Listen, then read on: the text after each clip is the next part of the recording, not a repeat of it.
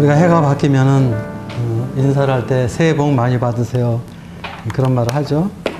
또 어떤 분들은 이제 새해 복 많이 누리세요 이런 말씀을 하는데, 일반적으로 그 세상 사람들은 새해 복 많이 받으세요 그런 얘기를 많이 하는 것 같습니다. 근데 이제 주님 안에 있는 분들은 대부분 새해 복 많이 누리세요 이렇게 말씀을 하고 있는데, 저는 후자를 좀 선택하고 싶습니다. 사실 우리가 그리스도 안에서 받은 그 은혜와 복을 생각할 때 너무나 엄청난 복이기 때문에 사실은 그 복을 누리고 사는 것이 진정한 참된 복이라고 생각이 됩니다. 그리고 그러한 복은 그리스도 안에 있는 분들에게만 가능하다고 이렇게 생각이 됩니다. 그래서 올 한 해도 그리스도 안에서 얻어진 이런 복들을 누리시고 더욱더 주님을 사랑하시면서 주님을 섬기시는 저와 여러분들이 되시기를 바랍니다. 우리 요나서 1장 말씀을 보겠습니다.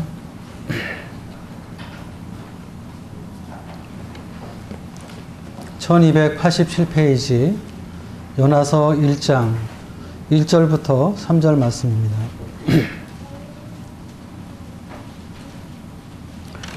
요나서 1장 1절부터 3절입니다. 여호와의 말씀이 아미떼의 아들 요나에게 임하니라. 이르시되 너는 일어나 저 큰 성읍 니느웨로 가서 그것을 향하여 외치라. 그 악독이 내 앞에 상달되었음이니라 하시니라. 그러나 요나가 여호와의 얼굴을 피하려고 일어나 다시스로 도망하려 하여 요바로 내려갔더니 마침 다시스로 가는 배를 만난지라. 여호와의 얼굴을 피하여 그들과 함께 다시스로 가려고 배삭을 주고 배에 올랐더라. 제가 이 주님을 섬기면서 주님 앞에 이렇게 깨닫는 것은 우리 주님의 선하심과 인자하심을 아는 것이 얼마나 중요한가 하는 것입니다. 저는 제 생애를 이렇게 돌아볼 때도 저희 삶 속에서 제가 그렇게 크게 모나지 않게 살아올 수 있었던 것은 저를 낳으시고 기르시고 또 양육시켜 주신 부모님의 은혜를 깨닫게 될 때 그분의 은혜 안에서 제가 어떻게 살아야 될까 하는 것을 이렇게 알게 되고, 특별히 어머님의 은혜에 대한 그 은혜가 제 마음을 치료했기 때문에 제가 이렇게 특별히 부모님들에게 이렇게 속을 썩이지 않고 이렇게 자랐다 이런 생각을 하게 됩니다. 일일날 어머니한테 찾아와서 과거에 우리가 참 어렵게 살았던 그런 이야기를 하면서 그런 가운데서 저를 기르시고 또 공부시키시고 이렇게 또 자라게 해주신 그 어머니에 대해서 감사한 그런 마음을 가질 수가 있었습니다.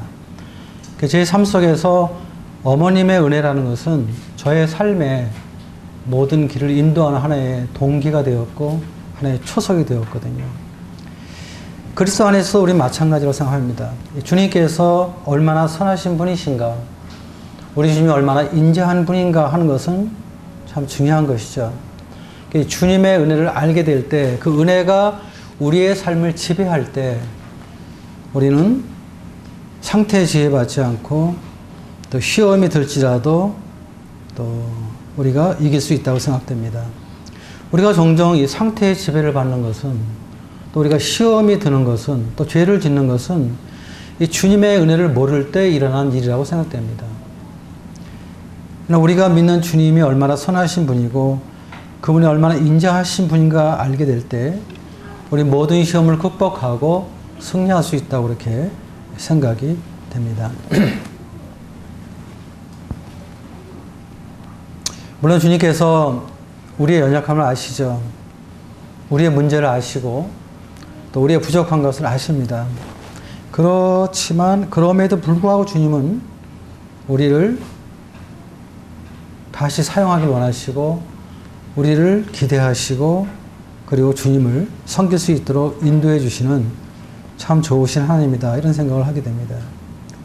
종종 우리가 실족해서 넘어져 있을 때, 또 어둠 가운데 있을 때 그런 마음이 듭니다. 하나님이 나를 버리셨구나 이런 생각이 들 때가 있습니다. 또 어떤 때는 소위 우리가 상태가 좋지 않고 시험이 드는 시간이 오래 지나게 될 때 우리 자신이 자포자기하는 그러한 시간도 있습니다.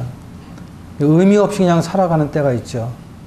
그래서 뭐 교회도 가기 싫고 성도들도 만나기 싫고 말씀도 읽기 싫고 그런데도 결코 주님은 우리를 버리시지 않는다는 것입니다. 우리가 주님을 버리지 주님이 우리를 버리지 않는다는 것입니다. 이제 주님 안에서 이렇게 세월이 가면 갈수록 더 마음 가운데 크게 느껴지는 것은 주님의 은혜와 자비가 정말 놀랍다는 것을 이렇게 생각을 해봅니다. 오늘 그 말씀을 통해서 주님이 얼마나 자비로우신 분인가 하는 걸 생각해 보면서 주님의 은혜를 기억해 보도록 하겠습니다. 오늘 그 말씀 제목을 두 번째 부르심이다 이렇게 정해 봤습니다. 요나서 1장에 있는 말씀을 폈는데요. 요나를 통해서 우리 주님의 은혜에 대해서 좀 생각을 해보겠습니다. 제가 방금 읽은 이 말씀에서는 그 하나님의 말씀이 요나에게 임한 것을 보게 됩니다. 그리고 하나님께서 말씀을 통해서 요나를 부르셨습니다. 그리고 어떤 소명을 주셨죠. 그것은 무엇입니까? 2절에 보니까 너는 일어나 저 큰 성읍 니느웨로 가서 그것을 향하여 외치라. 그 악독이 내 앞에 상달되었음이니라. 요나는 하나님의 말씀으로 부르심을 받았어요. 그리고 니느웨에 가서 복음을 선포하는 이런 선교 사역의 소명을 받았습니다. 참 우리가 이 주님을 섬기면서 주님으로부터 이런 말씀을 받는다는 것, 이런 소명을 받는다는 것, 이것은 정말 영광스러운 일입니다. 정말 이것은 주님 앞에서 자랑스러운 일입니다. 요나 이렇게 주님으로부터 영광스러운 부르심을 받았는데 그러나 이 말씀에 대한 그의 반응은 아주 실망스럽죠. 3절 보니까 그러나 요나가 여호와의 얼굴을 피하려고 다시스로 도망했다. 이렇게 기록이 되어 있습니다. 그리고 다시스로 가는 배가 만나게 되니까 여호와의 얼굴을 피하기 위해서 다시스로 가는 배를 타는 이런 모습을 우리가 이 말씀에서 보게 됩니다. 참 이러한 이 요나의 모습을 보게 될 때 어떤 면에서 이해가 되지 않기도 하지만 또 어떤 면으로는 우리도 또 이러고 싶을 때가 있죠. 이렇게까지 행동은 못할지라도 안 할지라도 어떤 때 이러고 싶은 마음이 일어날 때도 종종 있었던 것을 저희 삶 속에도 이렇게 고백을 드릴 수가 있습니다. 요나가 왜 불순종했을까? 물론 이 니느웨는 아스로 저 큰 도시였죠. 수도였죠. 근데 문제는 이 큰 도시가 하나님 앞에서 악독이 상달될 정도로 아주 악한 성읍이었습니다. 하나님께서 이러한 악한 성읍을 오래 참으시지만 그러나 때가 되면 주님께서 심판하시죠. 멸망을 경고하셨어요. 그런데 이 아스로는 항상 이스라엘을 대적했던 나라입니다. 이스라엘을 핍박했던 나라입니다. 그리고 우상 숭배를 아주 음란하게 했던 그러한 도시이고 또 죄악이 아주 컸던 그러한 나라입니다. 그래서 이 요나의 마음 속에서 아마 그 니느웨에 대한 이 수리아 제국에 대한 이런 미워하는 마음 이런 것들이 가득 차 있었을 거예요. 그래서 사실은 하나님을 대적하고 이스라엘 대적하고 우상 숭배하는 이 수리아의 수도인 이 니느웨가 하나님으로부터 심판받고 멸망받기를 원했습니다. 이것이 바로 요나의 마음이었습니다. 요나는 하나님의 종이었지만은 하나님의 마음을 몰랐어요. 참 우리가 주님을 섬기면서 이럴 때가 많죠. 우리가 하나님을 섬기면서 하나님의 마음을 모를 때가 많이 있어요. 그래서 우리가 하나님과 관계없는 행동, 하나님이 원하시지 않는 행동을 취할 때가 종종 있죠. 요나가 바로 그런 사람입니다. 우리가 요나서 4장을 한번 보겠습니다. 4장 2절입니다. 여호와께 기도하여 이르되 여호와여 내가 고국에 있을 때 이러하겠다고 말씀하지 아니하였나이까. 그러므로 내가 빨리 다시스로 도망하였사오니 주께서는 은혜로우시며 자비로우시며 노하기를 더디하시며 인애가 크시사 뜻을 돌이켜 재앙을 내리지 아니하는 하나님이신지를 내가 알았습니다. 하나님이 이렇게 하실 줄 알고 요나가 도망을 갔다는 얘기입니다. 어떤 면에서 어떻게 이런 사람이 하나님의 종일까 이런 마음이 들어요. 요나는 자기가 그 니느웨에 가서 하나님의 말씀을 선포함으로 인해서 니느웨 사람들이 회개하고 하나님의 심판을 받지 않게 될 것을 염려했어요. 그래서 안 간 거예요. 근데 이것은 사실은 뭐예요? 자기 생각이죠. 육신의 생각이죠. 이 주님의 마음이 아닙니다. 이 주님의 생각이 아닙니다. 그래서 우리는 이 육신의 생각이 우리를 지배하지 않도록 참 노력할 필요가 있습니다. 이 육신의 생각은요, 항상 하나님의 생각과 반대되는 행동을 하기 때문입니다. 이스라엘 백성들은 어떤 선민의식이 있었거든요. 하나님의 백성으로서 자기들만이 구원받을 수 있다고 생각을 했어요. 그리고 이방인들은 심판을 받아야 된다. 이런 어떤 잘못된 선민의식, 그리고 이방인들을 배척하는 어떤 배타적인 생각, 이런 것들이 이스라엘 사람들 마음 가운데 가득 차 있는데, 요나는 바로 그런 이스라엘의 마음의 상태를 대변해주는 그런 사람입니다. 그런데 여호와의 얼굴을 피하려고 도망갔지만은 요나의 생각대로 되지 않았죠. 그렇죠? 하나님께서 큰 대풍을 일으켜가지고 이제 배에서 이제 물로 떨어뜨리게 하시고, 물에 빠졌을 때 큰 물고기 뱃속에 들어가게 하시고, 그렇죠? 이런 여러 가지 어려움이 이제 그 요나의 삶 속에 나타나게 됩니다. 여러분, 하나님을 피한다는 것, 그것은 좋은 것이 아닙니다. 물론 저도 어떤 데 하나님을 피하고 싶을 때가 있고 도망가고 싶을 때가 있지만, 근데 하나님을 피하는 것은 그것은 근본의 문제 해결이 되는 것이 아닙니다. 우리 하나님 앞에 피하게 될 때 어떻게 돼요? 하나님의 징계를 받게 되고 하나님의 심판을 받게 되죠.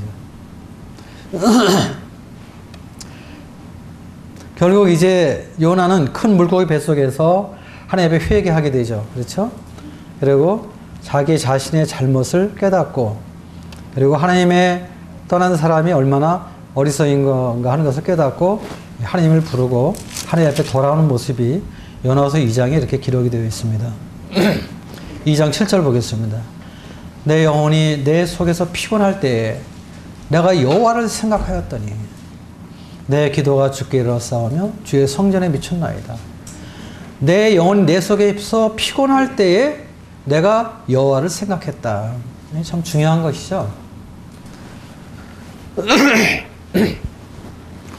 우리가 하나님을 떠났을 때 하나님께서 우리에게 참 여러 가지 어려움을 허락하십니다. 공고함을 허락하시는데 그 근본 목적은 무엇일까요? 하나님을 생각하기 위해서, 하나님을 기억하기 위해서 그렇게 하는 것입니다. 그리고 9절에 보면은 나는 감사하는 목소리로 주께 제사를 드리며 나의 소원을 주께 갖겠나이다. 구원은 여호와께 속갔나이다. 주님 앞에 감사하는 목소리로 주님 앞에 제사 드리면서 자신을 회개했을 때, 그럴 때 주님께서 이제 요나를 다시 구원하시는 이런 모습을 보게 되죠. 10절에 보니까 여호와께서 그 물고기에게 말씀하심에 요나를 육지에 토하니라. 그리고 나서 이제 3장 1절에 놀라운 말씀이 요나에게 임합니다. 여호와의 말씀이 두 번째로 요나에게 임하니라. 놀라운 말씀입니다. 두 번째로 하나님께서 요나에게 말씀하셨습니다. 이러한 요나에 대해서 하나님께서 침묵할 수 있습니다. 또 뭐 요나 버릴 수 있습니다. 뭐 요나만이 일을 하시는 건 아니에요, 사실은. 하나님은 많은 사람을 부르셔서 하나님의 종으로 사용할 수 있는 분입니다. 뭐 요나만이 이것을 할 수 있는 것이고 요나만이 꼭 이것을 해야 되는 그런 법이 없어요. 하나님은 요나를 버릴 수 있는 것입니다. 대신 다른 사람을 사용할 수 있는 것입니다. 그런데 하나님 그렇게 하지 않으셨어요. 요나를 다시 부르셨어요. 그래서 하나님께서 요나에게 두 번째 말씀을 하셨어요. 요나에게 두 번째 다시 기회를 주셨어요. 참 주님께서 이 태풍을 일으키시고 큰 물고기를 통해서 연단시키시면서까지 요나를 사용하시고자 하는, 요나를 하나님께서 붙드시는 이 모습을 보게 될 때 이것은 요나에 대한 하나님의 각별한 은혜입니다.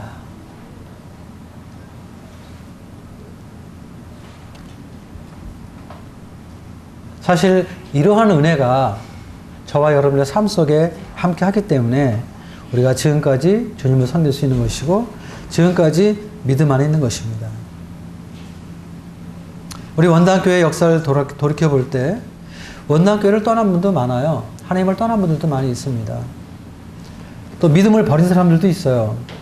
또 이단에 빠진 분들도 있습니다. 안타깝죠.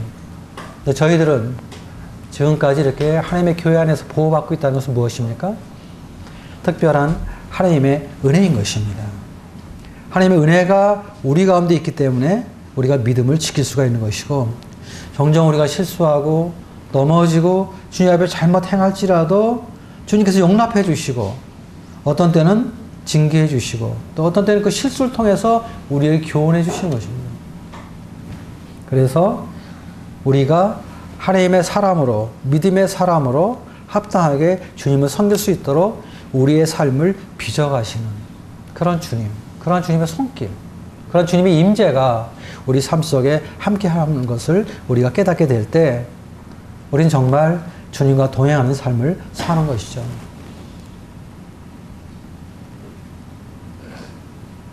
주님 우리를 다시 부르시는 분입니다.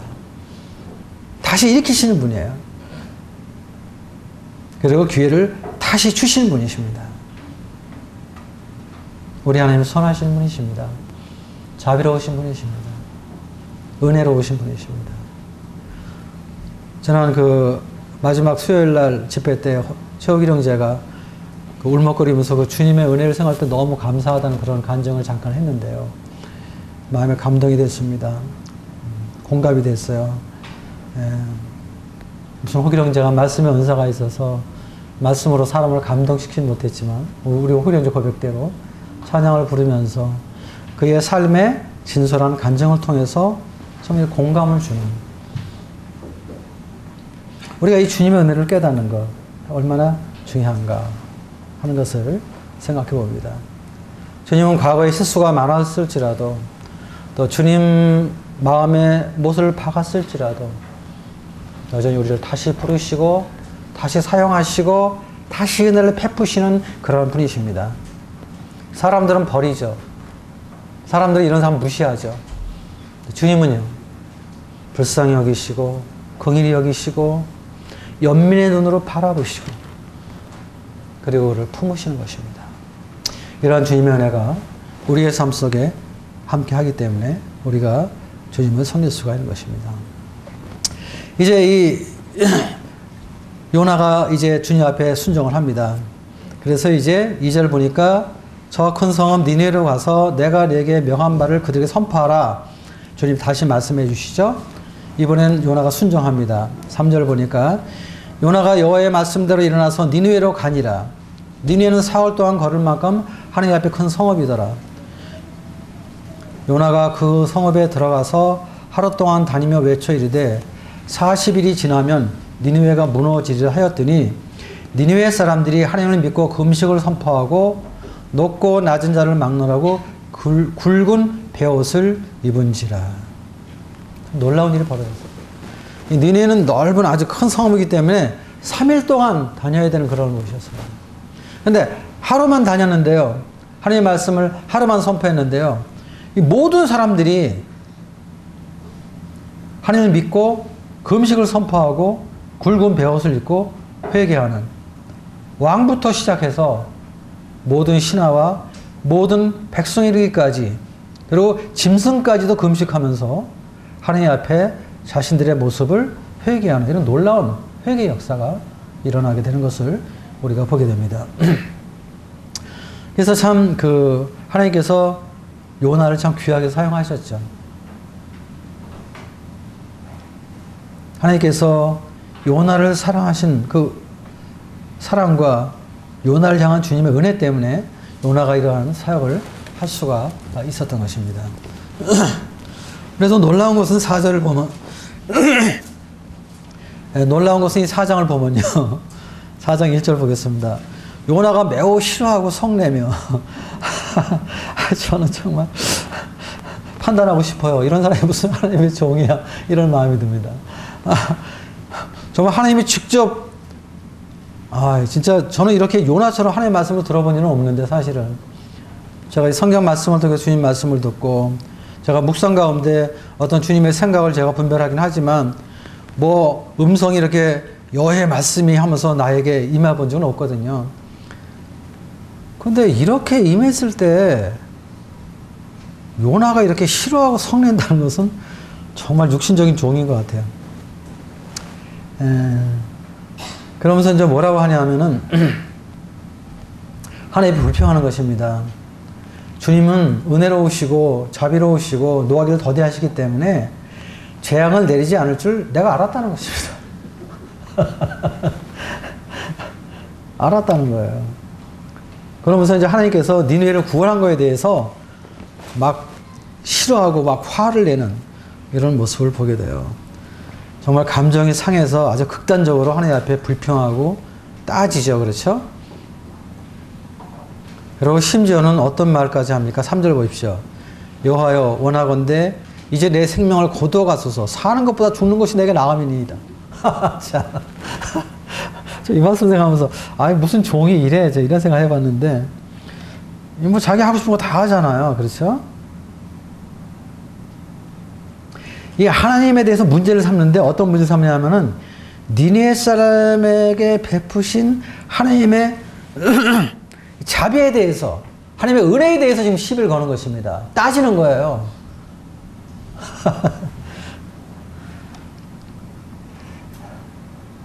이러면 안 되죠. 그렇죠? 그리고 5절 보십시오.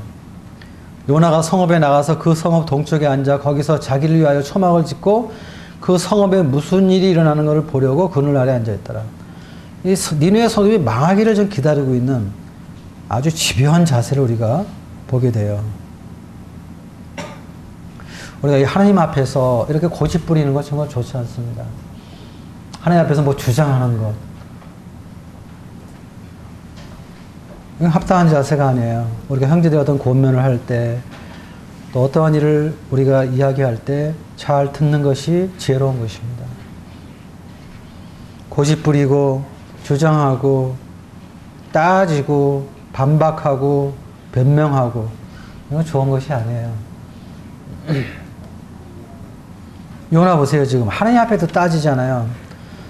그 요나가 사람들한테는 얼마나 어렵게 했겠어요. 하나님 앞에 이 정도면 사람 앞에서는 거예요. 근데도요, 하나님께서 요나에게 화를 내지 않으세요. 아마 요나가 저한테 이렇게 저는 화를 낼 것 같아요. 솔직한 얘기로. 그렇잖아요? 근데 하나님 앞에 이렇게 화를 내잖아요. 근데 하나님께서 요나에 대해서 오래 참으시는 거예요. 인내하시는 거예요. 그걸 다시 부르시고 다시 사용하신 거예요. 요나한테 권면하시죠. 4절 보시면 여호와께서 이르시되 네가 성내는 것이 옳으냐. 응? 주님께서 이렇게 막 혈기를 부리고 화내는 요나에게 주님께서 자상한 말씀으로 말씀하십니다. 여호와께서 이르시되 네가 성내는 것이 옳으냐. 응? 지금 이렇게 요나에게 말씀하시죠. 그리고 이제 그 호박넝쿨을 이제 이렇게 통해서 그 호박넝쿨을 그 요나이가 그 머리에 이렇게 그늘을 가려줬는데, 근데 이제 벌레를 보내서 그 호박넝쿨을 갖다가 다 먹게 했어요. 이제 그늘이 없어졌죠. 그랬더니 요나가 이제 괴로우니까 뭐라고 말하냐 하면은 8절에 보니까 해가 뜰 때 하나님이 뜨거운 동풍을 예비하셨고 해는 요나의 머리에 쪼임에 요나가 혼미하여 스스로 죽기를 구하여 이르되 사는 것보다 죽는 것이 내게 나으니이다. 정말 육신적이에요. 제가 볼 때. 근데 주님께서 그걸 통해서 요나에게 정말 말씀하십니다. 9절 보니까 하나님이 요나에게 이르시되 네가 이 박넝쿨로 말미암아 성내는 것이 어찌 옳으냐 하시니 그가 대답하되 내가 성내어 죽기까지 할지라도 옳으니이다 하니라. 여호와께서 이르시되 내가 수고도 아니하였고 재배도 아니하였고 하룻밤에 났다가 하룻밤에 말라버리 이 박농쿨을 아꼈거든. 하물며 이 큰 성읍 니느웨에는 좌우를 분별하지 못하는 자가 12만여 명이요 가축도 많이 있나니 내가 어찌 아끼지 아니하겠느냐. 참 이 말씀 속에서 우리 하나님의 무한한 긍휼하심과 자비를 발견하게 되는 것이죠. 요나는 하나님의 종이었지만 하나님이 이런 마음을 잘 몰랐어요. 그는 정말 박농쿨을 사랑했는데 니느웨 사람들의 12만 명의 영혼이 박농쿨보다 귀합니까? 아니잖아요. 근데 이러한 그 요나를 주님이 부르시고 또 사용하시는 모습, 참 이런 걸 보게 될 때 요나가 얼마나 하나님께서 얼마나 요나를 사랑하셨는가. 그리고 하나님은 참 하나님의 종들을 참 아끼시는 분이다 하는 생각을 해봤습니다. 제가 주인이라면 이런 요나를 상대 안 했을 거예요. 아니 이거 주인한테 따지고 덤비고 뭐 주장하고 말도 안 되는 걸 가지고 이렇게 얘기하면 제가 주인인데 제 마음대로 할 수 있는 거잖아요. 주인은. 주인 그렇게 안 하셨어요. 참 이 박농쿨을 통해서 그에게 교훈하시면서 우리 주님이 니느웨 사람, 물론 그 이스라엘을 괴롭히고 핍박했던 대적이지만 그러지만 그들의 영혼을 주님이 사랑하시는 것이 얼마나 합당한가 하는 것을 박농쿨을 통해서 주님이 요나에게 가르치시는, 주님 이렇게 자비로우신 분이십니다. 우리가 이러한 주님을 배우고 우리가 형제들을 대할 때 이러한 마음으로 대할 필요가 있습니다. 어떤 형제는 참 마음에 안 들 수가 있고 또박또박 말대꾸하고 어렵게 하는 그런 형제들도 있지요. 그렇다고 해서 우리가 요나처럼 행동할 수는 없는 것이. 어쨌든 이 요나서를 보면서 참 요나는 참 상당히 육신적인 그 종이었지만 하나님께서 그에게 다시 두 번째 부르셔서 사용하신 이런 종의 모습으로 생각할 때 주님이 얼마나 자비로운 분인가 하는 것을 생각해 볼 수가 있었습니다. 한 사람 더 생각해 보겠습니다. 출애굽기 3장인데요.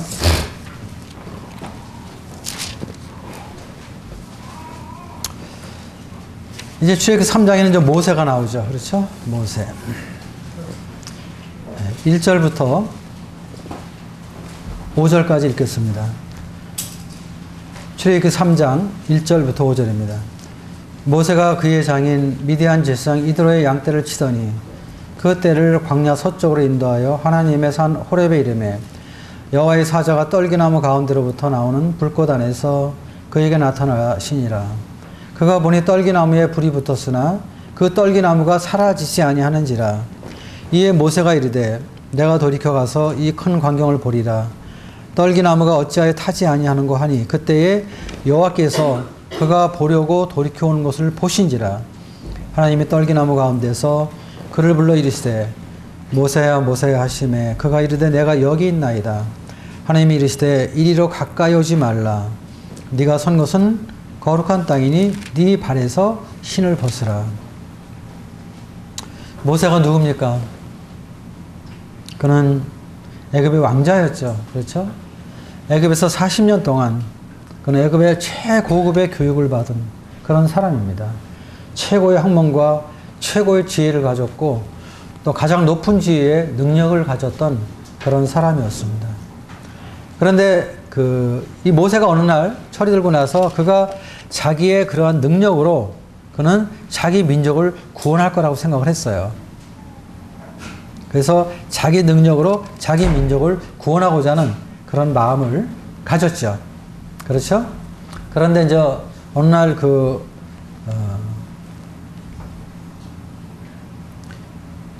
애굽 사람이 이제 히브리인을 칠 때 그 애굽 사람을 이제 죽이게 되죠. 그리고 그 다음날 이제 히브리 사람끼리 이제 싸우게 되었을 때 이제 말릴 때 한 사람이 네가 어제는 애굽 사람을 죽이더니 오늘 날 죽일 것이냐 이렇게 얘기를 하면서 이제 모세의 그러한 잘못된 것이 드러나게 되고 그로 인해서 모세는 모든 것을 버리고 이제 떠나게 되죠. 그렇죠? 그러고 나서 이제 광야 생활을 하게 됩니다. 40년의 광야 생활을 하죠. 모세가 자기 민족을 구원하고자 하는 마음은 아주 훌륭한 마음이었습니다. 그러나 하나님의 때가 아니었고, 그리고 하나님의 방법이 아니었습니다.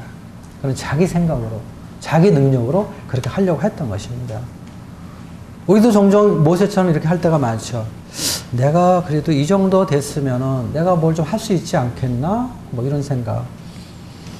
저도 뭐 젊을 때 나름대로의 많은 야망을 가져본 그런 때가 있었습니다. 주님 허락하지 아니하셨어요. 실패했죠. 사실 자신의 능력을 과대평가를 했고 자신의 방법으로 구원하려고 했죠. 이건 하나님의 방법이 아니었습니다. 그래서 40년 동안 광야 생활을 하게 되죠. 이 40년 동안 모세가 광야 생활을 하면서 그거 깨달은 것은 무엇입니까? 자기는 아무것도 아닌 것을 깨달은 것입니다. 자기가 애굽에 있을 때는 뭐 최고의 학문을 배웠고 지혜가 있고 무슨 애굽 왕의 능력이 있고 왕자에 앉을 만한 지위가 있는 사람이었지만 그런 육신의 거품을 광야 생활 40년 동안 주님이 철저하게 다 빼버렸어요. 이 목자라는 것은 애굽 사람이 가장 무시하는 게 또 목자거든요. 근데 40년 동안 목자의 생활을 했습니다. 그러면서 모세가 주님 앞에 깨닫게 된 것은 육신의 모든 능력을 제거하고 났을 때 그가 주님 앞에 깨달은 것은 자기 자신이 아무것도 아닌 것을 깨달았어요. 그런데요, 그때 하나님께서 모세를 부르신 것입니다. 떨기나무 이 불을 주님 보여주시면서 모세를 오게 하고, 그리고 떨기나무 앞에 서 있을 때 하나님께서 떨기나무 가운데서 말씀하신 것입니다. 모세야, 모세야. 40년 만에 듣는 하나님의 음성입니다. 얼마나 감격스러웠겠어요? 그가 이르되 내가 여기 있나이다. 5절 하나님이 이르시되 이리로 가까이 오지 말라. 내가 선 것은 거룩한 땅이니 내 발에서 신을 벗으라. 이 신을 벗는다는 것은 내가 종이라는 것을 의미하는 것이거든요. 이 주인 앞에서 신을 벗는 것입니다. 모세가 주님 앞에서 신을 벗는다는 것은 내가 내 인생의 주인이 아니라 하나님이, 나를 부르신 하나님이 내 인생의 주인이라는 것을 인정하는 것입니다. 그러면서 주님께서 이제 모세에게 말씀을 하시는 것이죠.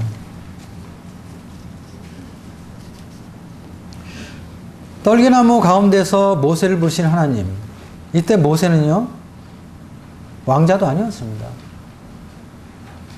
애굽에서 인정받는 사람도 아니었습니다. 모세는 살인자였고 도망자였습니다. 그리고 아주 실패한 사람이었어요. 그리고 광야에서 40년 동안 목자 생활하는 아주 평범한 보통 사람이었어요. 아무도 모세를 기억하지 않았어요. 근데 하나님은 모세를 기억하셨어요. 그러할 때 하나님께서 모세를 부르셨어요.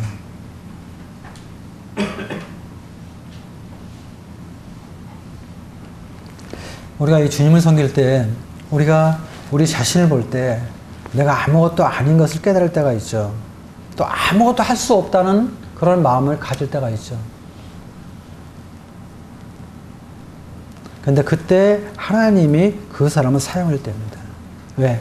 하나님은 하나님 일을 하시는데 어떤 사람의 능력을 사용하시는 건 아니에요. 우리를 도구로 사용하시지만 하나님의 능력으로 하나님 일을 하길 원하시는 거예요. 근데 내 힘이 많이 들어가면요, 사용할 수가 없는 거예요. 근데 내 힘이 완전히 빠질 때, 내가 아무것도 아니라고 깨닫게 될 때, 그때 하나님이 그 안에서 능력으로 역사하셔서 하나님 일을 해 가시는 것이거든요. 그래서 우리가 자신만만한 것이 어떤 때는 그렇게 좋은 것이 아닙니다, 사실은. 근데 어떤 때는 내가 낙심하고 실망할 정도로 나에 대해서 부인할 때, 그때가 사실은 하나님의 때입니다. 사실은 모세가 하나님 부르셨지만요. 모세는 아무것도 할 수 없다고 생각했어요. 하나님이 부르시고 일을 맡김에도 불구하고 모세는 그 하나님의 부르심에 믿음으로 반응하지 못했습니다. 여기 지금 3장 11절 보면요. 모세가 하나님께 아뢰되 아니죠. 7절입니다. 여호와께서 이르시되 내가 애굽에 있는 내 백성의 고통을 분명히 듣고 그들의 감독자로 말미암아 부르짖음을 듣고 그 근심을 알고 내가 내려가서 그들을 애굽인의 손에서 건져내고 그들을 그 땅에서 인도하여 아름답고 광대한 땅 젖과 꿀이 흐르는 땅 가나안 족속, 헷 족속, 아모리 족속, 브리스 족속, 히위 족속, 여부스 족속의 지방에 데려가려 하노라. 10절 이제 내가 너를 바로에게 보내어 너에게 내 백성 이스라엘 자손을 애굽에서 인도하여 내게 하리라. 하나님 부르심의 목적이었죠. 근데 그 반응은 무엇입니까? 11절 모세가 하나님께 이르되 내가 누구이기에 바로에게 가며 이스라엘 자손을 애굽에서 인도해 내겠습니까? 자기 할 수 없다는 거예요. 4번씩이나 거절하죠. 주님이 이렇게 합니다. 13절에 보면 모세가 하나님께 아뢰되 내가 이스라엘 자손에게 가서 이르기를 너희의 조상의 하나님이 나를 너희에게 보내셨다 하면 그들이 내게 묻기를 그 이름이 무엇이냐 하리니 내가 무엇이라고 그에게 말하리까? 하나님 모세에게 이르시되 나는 스스로 있는 자니라. 이렇게 다 말씀하심에도 불구하고 모세는요 못하겠다고 합니다. 못하겠다고.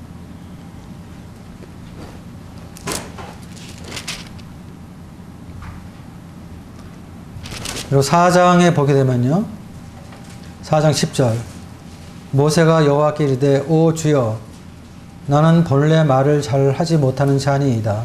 주께서 그의 종에게 명령하신 후에도 역시 그러하니 나는 입이 뻣뻣하고 혀가 둔한 자니라. 자기 말 못한다 이거예요. 못하겠다고 또 얘기를 하죠. 그런데 이제 그 하나님께서 아론을 붙여주시죠. 그러면서 12절 이제 가라. 내가 내 입과 함께 있어서 할 말을 가르치리라. 모세가 이르되 오 주여 보낼 만한 자를 보내소서. 14절 여호와께서 모세를 향하여 노하여 이르시되 주님께서 가라고 여러 번 말씀하는데도 불구하고요 13절에 모세가 뭐라고 합니까?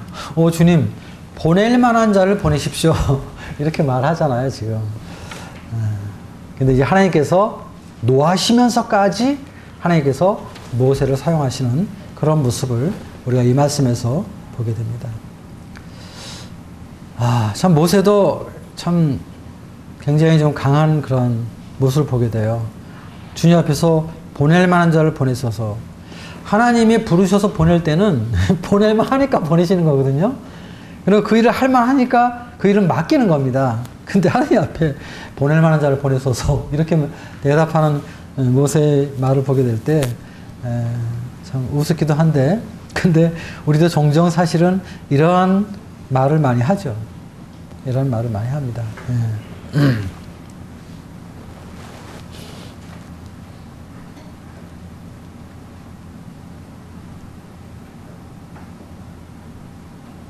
사실 모세가 애굽의 왕자리 있을 때는요 마음먹으면 못할 것이 없는 사람이었습니다.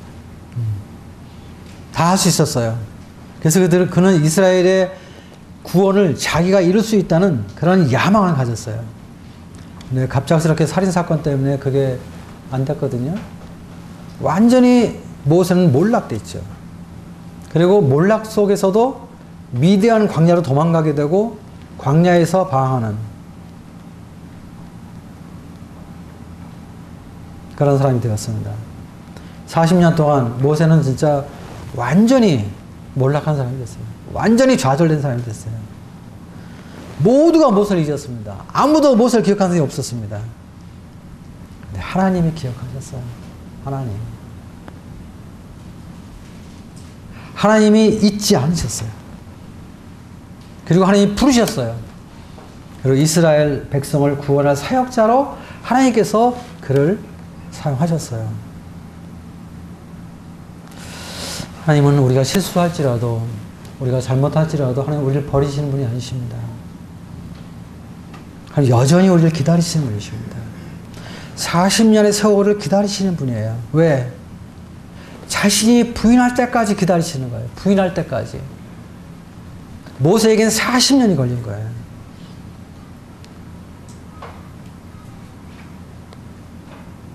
자신을 부인하지 아니하면 하나님이 필요 없거든요.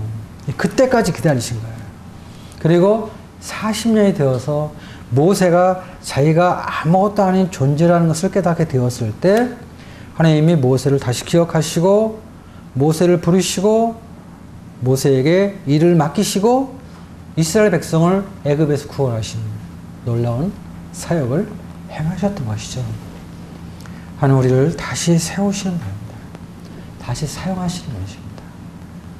우리가 이 하나님을 바라봐야 됩니다. 이 하나님을 바라볼 때 참 우리 마음속에 끌어넘치는 그런 담대함과 힘을 얻게 되는 것입니다. 신약에서 또 한 사람 보겠습니다. 우리 요한복음 21장을 보겠습니다.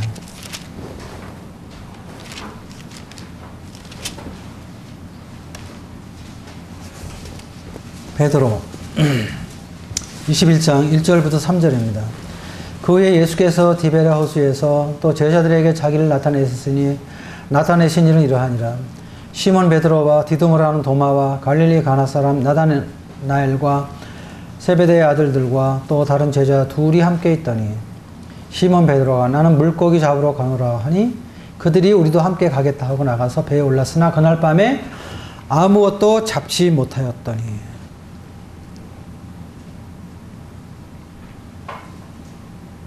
베드로가 어떤 사람입니까? 베드로는 참 예수를 많이 어렵게 한 사람이에요. 왜? 항상 자기 자신이 나타나기를 원하는 사람이거든요. 또 제자들에게도 어려움을 줬어요. 왜? 항상 자기가 제일이라고 생각했거든요. 그러나 오늘 예수님께서 너희가 오늘 나를 다 버린다 이렇게 말씀하셨어요. 마태복음 26장 33절에 보면은 베드로 뭐라고 얘기하냐면 주님 다 주를 버릴지라도 나는 언제든지 버리지 않겠습니다 그랬어요. 다 주를 버릴지라도 나는 버리지 않겠다는 겁니다. 또 35절에 그는 어떤 고백을 하냐면 내가 주와 함께 죽을지언정 주를 부인하지 않겠습니다. 이렇게 이야기했던 사람입니다. 정말 자신만만했죠. 그런데 그날 밤 다 굴기 전에 베드로가 예수님을 3번 부인하죠. 그렇죠? 3번 부인합니다. 아주 예수님을 맹세하고 저주하면서 부인합니다. 조그만 그 여자아이가 너도 저 나사렛 사람 같이 있었다 하는 그 말에 예수님을 저주하고 부인하면서 맹세하는 이런 모습을 보게 돼요. 그리고 나서 바로 닭이 오는 음성을 듣게 되고 연민의 마음으로 바라보는 주님의 눈동자와 베드로가 마주쳤을 때 베드로가 심히 통곡하는 모습이 마태복음 26장에 이렇게 나오게 됩니다. 예수님을 한 번 아니고 3번씩 부인했던 그 베드로는 마음 가운데 주님을 바라볼 수 있는 믿음이 없었어요. 그래서 그는 예수님이 부활하신 것도 봤는데도 불구하고 그는 예수님 믿기 전에 행동했던 갈릴리 바닷가를 갔던 것입니다. 그래서 거기서 갈릴리 출신 7명의 제자들이 함께 고기 잡는 모습을 보게 돼요. 그렇죠? 베드로만 간 게 아니에요. 도마, 나다넬, 요한, 야고보, 또 이름을 알 수 있는 다른 제자 7명이 지금 예수님 다 버리고 지금 갈릴리 바닷가로 가서 고기 잡는 것입니다. 구원받기 전의 모습이에요. 이들이 구원받기 전에 이렇게 했었어요. 여러분들이 하나님을 떠나면 어떻게 될까요? 구원받기 전의 모습으로 갈 거예요. 예. 그 모습은 어떨까요? 비참하죠. 저는 구원받기 전에 그 모습으로 가고 싶지 않아요. 그 생활은 비참한 생활이에요. 근데 이들은 갔습니다. 이들은 다 주님 버렸어요. 주님 기억하지 않았어요. 그리고 베드로 같은 경우는 아마 그랬을 거예요.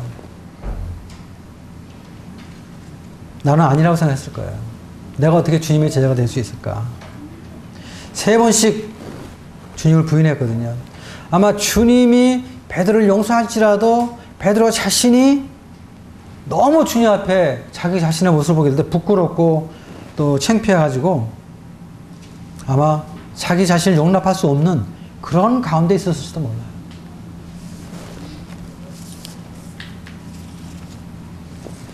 베드로 스스로 주님 앞에 갈 수가 없었어요. 나서기 좋았던 베드로였지만 나설 수가 없었어요. 근데 놀랍게도 그 고기 잡는 현장에 우리 주님이 베드로를 찾아갔다는 것입니다. 제자들은 주님을 기억하지 않았어도 주님은 베드로를 기억했어요. 갈릴리 바다 찾아가셨어요. 그리고 그들에게 이제 그들이 이 3절 하반절에 보면 아무것도 못 잡았잖아요. 아무것도 못 잡았어요. 주님 떠나면 뭐 주님 안 믿고 하면 뭐 내가 뭐 다 할 것 같죠. 그날 밤에 아무것도 못 잡은 거예요.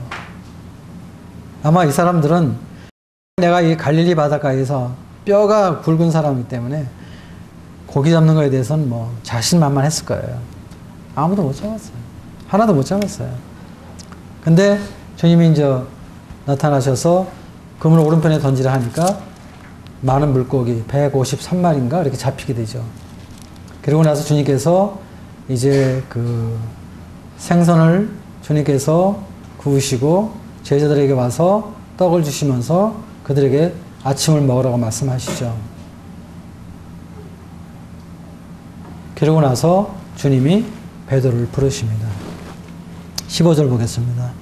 그들이 조반 먹은 후에 예수께서 시몬 베드로에게 이르시되 요한의 아들 시몬아 네가 이 사람들보다 나를 더 사랑하느냐 하시니 이르되 주님 그러하나이다 내가 주님을 사랑하는 줄을 주님께서 아시나이다. 이르시되 내 어린 양을 먹이라. 주님 이렇게 말씀을 하시죠.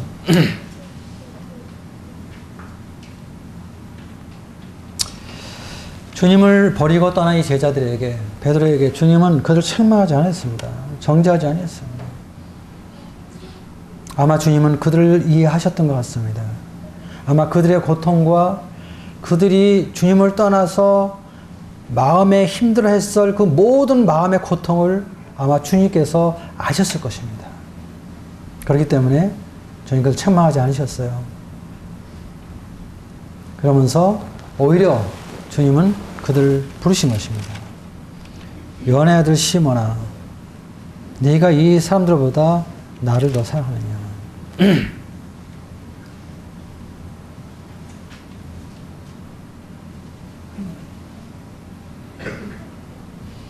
내 양을 먹이라. 주님 다시를 맡기셨어요. 다시 부르셨어요. 다시 기회를 주셨어요. 우리 주님 이런 분이십니다. 주님은 주의 종들을 각별하게 사랑하시는 분이십니다. 사람들은 판단하고 사람들은 무시할지라도 사람들은 잊어버릴지라도 주님은 기억하시는 분이십니다. 주님은 주님의 자녀들을 각별하게 생각하시는 분입니다. 우리는 포기해도 주님 우리를 포기하지 않는 분이십니다. 베드로가 여러 번의 실수가 있었지만 다시 부르시는 주님의 은혜로 그가 믿음을 회복하게 되었을 때 그는 자신의 삶을 다시 한번 주님 앞에 드릴 수가 있었던 것입니다. 그리고 그는 가장 위대한 사도가 될 수가 있었던 것이죠. 바로 이 베드로를 다시 부르신 주님, 베드로를 다시 사용하셔서 그의 인생을 다시 사용하신 주님, 그 주님이 지금도 우리를 다시 부르시고 다시 사용하시는 그런 주님이라는 것입니다. 이런 주님의 은혜가 우리 삶 속에 함께 하기 때문에 우리가 주님을 섬기고 있는 것입니다.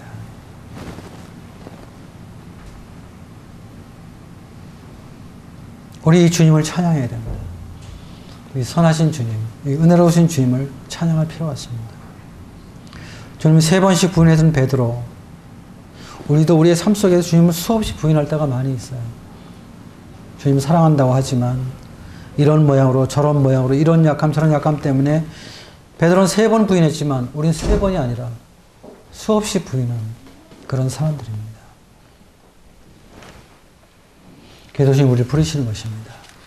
그리고 우리의 마음의 근본, 마음의 중심을 주님께서 다시 일으키십니다. 요한의 아들 시몬아, 네가 나를 사랑하느냐? 주님의 십자가의 피를 통해서 구원받은 성령의 인침 속에 단 사람은 주님의 사랑을 부인할 수는 없는 것입니다. 우리가. 주님이 그것을 우리에게 확인시키신 것입니다. 요한의 아들 시몬아, 네가 나를 사랑하느냐? 이 사랑은 어떤 세상적인 사랑, 어떤 에로틱한 그런 육신적인 사랑이 아니라 하나님으로 이 땅에 오셔서 자신의 생명을 버리시면까지 우리를 사랑해 주셨던 아가페 사랑. 이 아가페 사랑, 이 사랑이 우리를 구원했기 때문에 구원받은 우리가 이 주님의 아무 조건 없는 절대적인 주님의 사랑을 부인할 수는 없는 거예요. 그래서 주님 말씀하시는 거죠. 요한의 아들 시몬아, 네가 나를 사랑하냐? 네가 아직도 나를 사랑하냐? 지금도 나를 사랑하냐? 우리에게 주님 그렇게 말씀하시는 것입니다. 저도 종종 주님 앞에서 어려울 때가 2번 있었습니다. 사역을 계속 해야 되는지 말아야 되는지.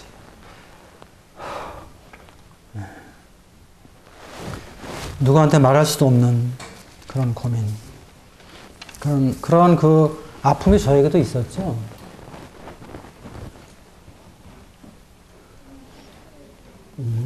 제가 2번 그럴 때가 있었습니다. 그때 다시 일어날 수 있었던 것이 바로 이 말씀이었습니다.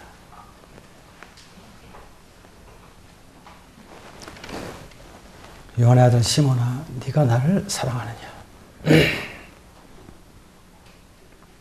내가 형편없지만,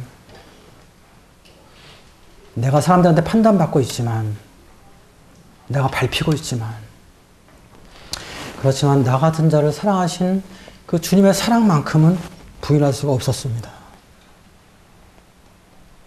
그리고 그 사랑이 우리 마음을 회복시키는 것이죠. 그래서 주님께서 다시 베드로를 부르시고 회복시키시는 모습을 우리가 이 말씀에서 보게 됩니다. 우리가 오늘 아침 예배드린 주님은 바로 이런 주님이십니다.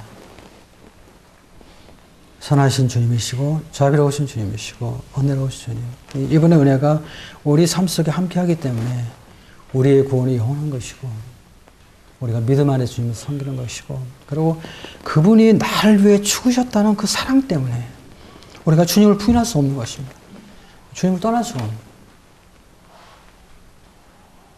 그리고 우리가 주님을 섬기는 것입니다. 우리가 주님을 섬기는 것은 나 같은 자를 위해서 죽으셨다는 이 주님의 아가페의 사랑 때문에 그 사랑에 붙잡혀서 주님을 섬기는 것입니다. 이제 결론적으로 한번 생각해 보겠습니다.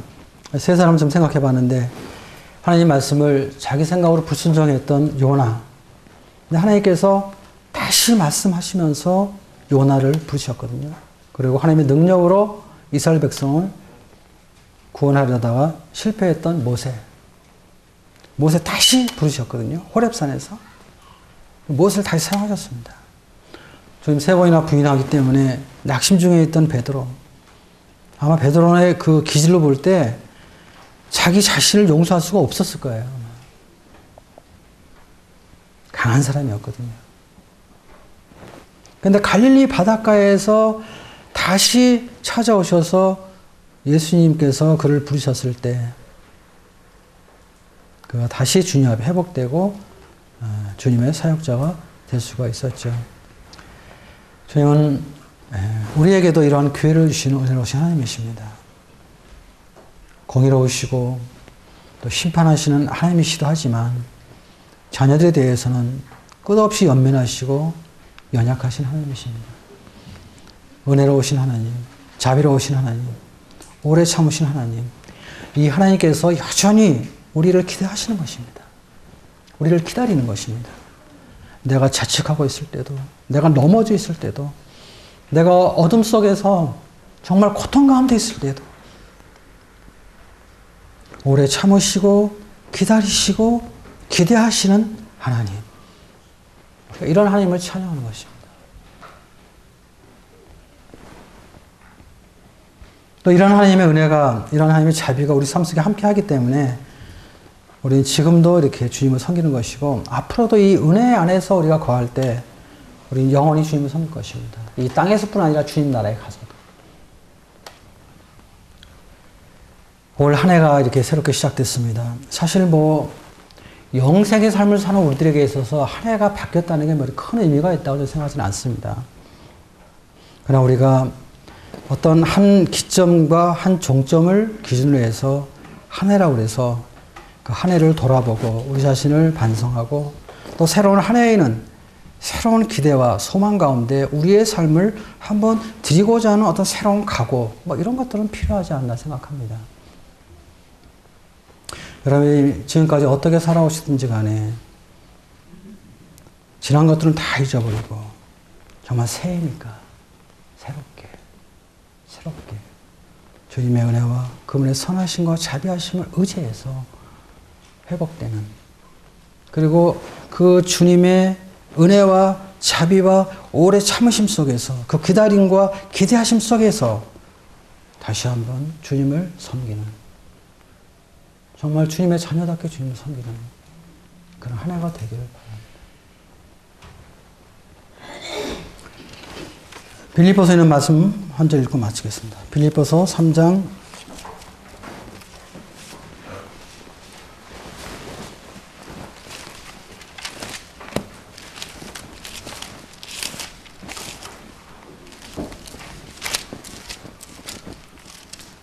12절부터 제가 읽겠습니다. 사도 바울의 고백이죠. 내가 이미 얻었다 함도 아니요 온전히 이루었다 함도 아니라 오직 내가 그리스도 예수께 잡힌 바 된 그것을 잡으려고 달려가노라.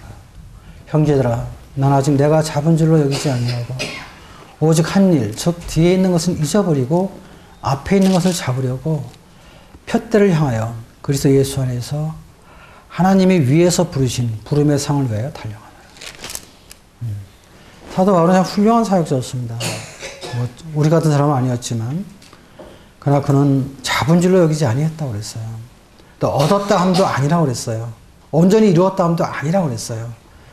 그러면서 그는 뒤에 있는 것은 잊어버리고 앞에 있는 것을 잡으려고 푯대를 향하여 그리스도 예수 안에서 하나님이 위에서 부르신 부름의 상을 위하여 달려간다 그랬습니다.